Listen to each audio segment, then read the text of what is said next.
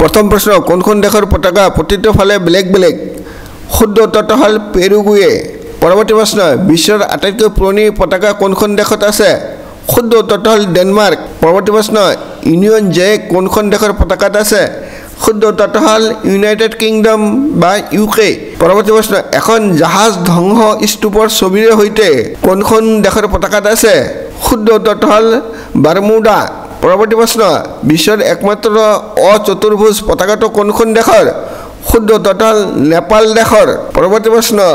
বিশ্বৰ ভিতৰতে কোনখন দেশৰ পতাকা আটাইতকৈ ডাঙৰ শুদ্ধ উত্তৰটো হ'ল ব্ৰাজিল পৰৱৰ্তী প্ৰশ্ন বিশ্বৰ পতাকাত আটাইতকৈ বেছি ৰং দেখা পোৱা ৰংটো কি শুদ্ধ উত্তৰটো হ'ল ৰঙা ৰং পৰৱৰ্তী প্ৰশ্ন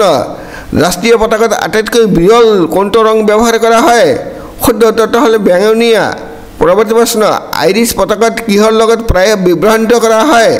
শুদ্ধ উত্তৰটো হ'ল আইভৰি কোষ্ট পৰৱৰ্তী প্ৰশ্ন অষ্ট্ৰেলিয়াৰ পতাকাত প্ৰায় কাৰ লগত বিভ্ৰান্ত কৰা হয়